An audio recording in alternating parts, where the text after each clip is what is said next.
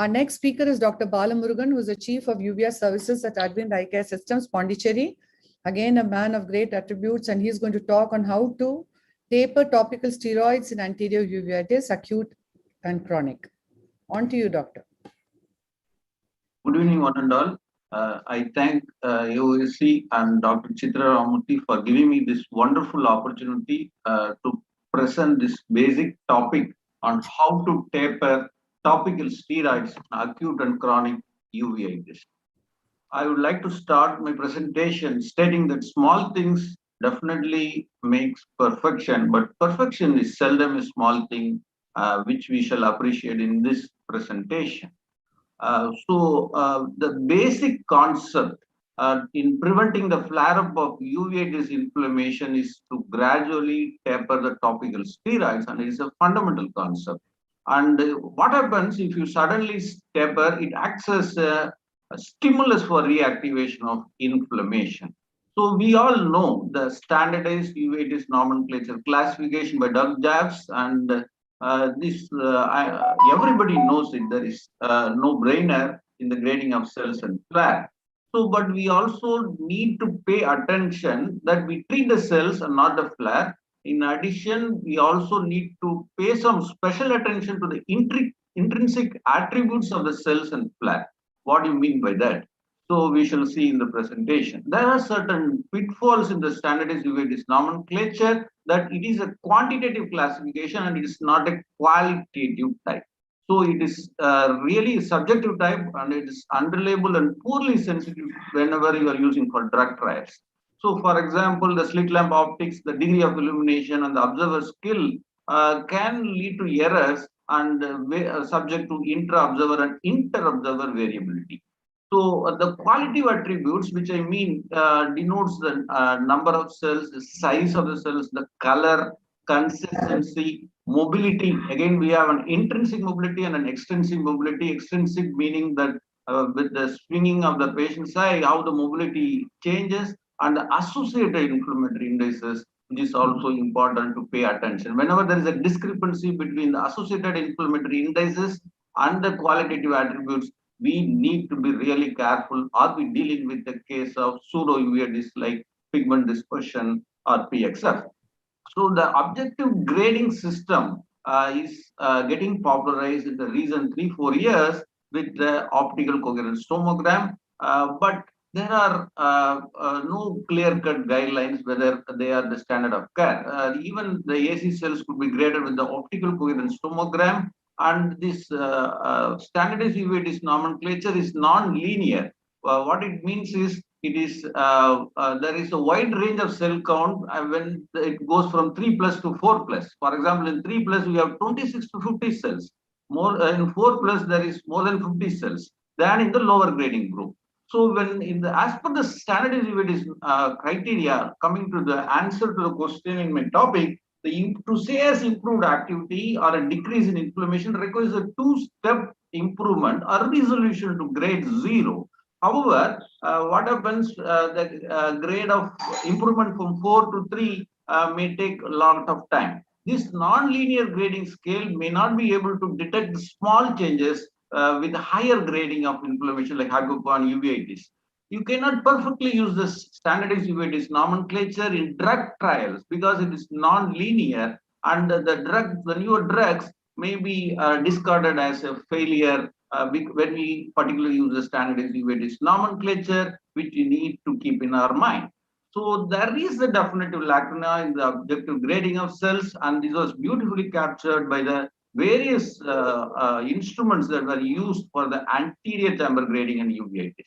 So in practice, what all I do when I decide to taper down the anterior or chronic uveitis is, first of all, as the previous speaker has said, meticulously grade the anatomical side of inflammation, whether it is only anterior or spills over to the intermediate and posterior segment.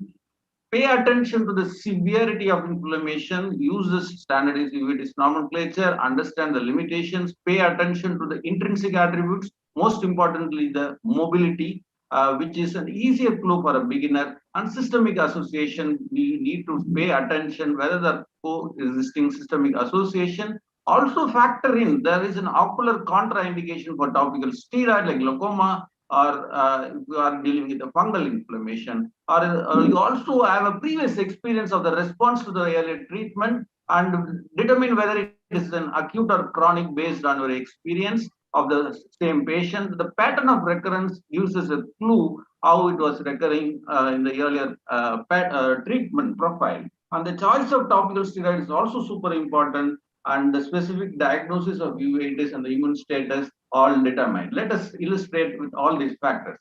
So the inflammation can have a spillover, and we need to pay attention whether we are dealing with only anterior or a spillovers. And sometimes there is an overlap between infection and inflammation. So our pattern of tapering will have to be cognizant whether there is a pure infection or there is an overlap. The severity of inflammation is an important factor that we need to always pay attention. And the secret of uveitis treatment is perfect titration. As we have seen in the paradoxical worsening of serpiginous, we need to perfectly titrate the inflammation. My teacher used to say me that once you start titrating the anterior segment inflammation well, you will start doing the titration of the posterior segment in a much better way. And we need to pay attention, like whether we are using a razor blade or a bigger chisel, because everything has got a particular role, and we cannot discard any particular instrument. So in fact, we know that when we are dealing with a hard cataract, you will have a higher energy.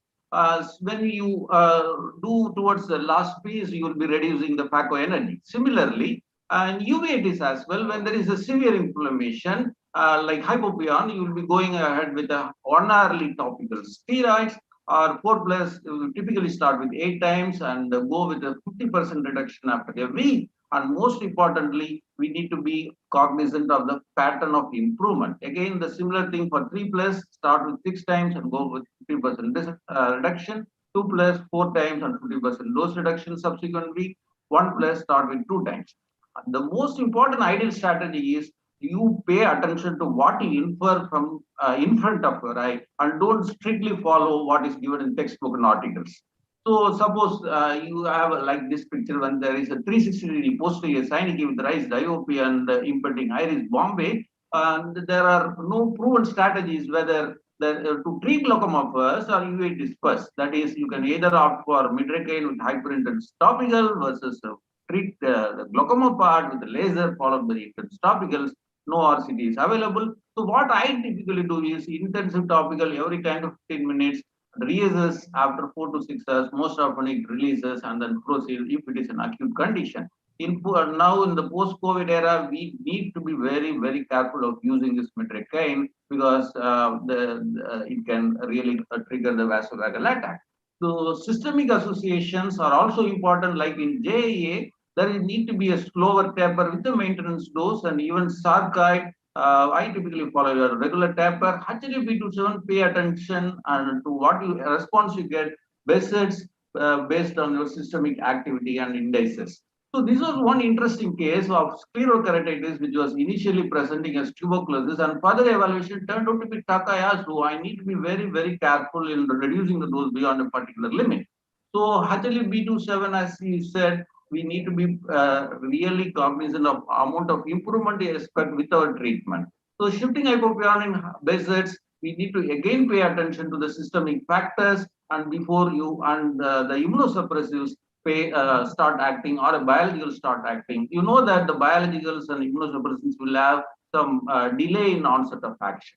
So coexistent ocular contraindications like advanced glaucoma also needs to be paid some attention. It will determine whether I can treat the same inflammation with much low potent steroids in combination with a topical NSAID, because there is a synergistic effect with topical steroid and NSAIDs. Of course, in a fungal uveitis or scleritis, I need to be really careful in using the steroids.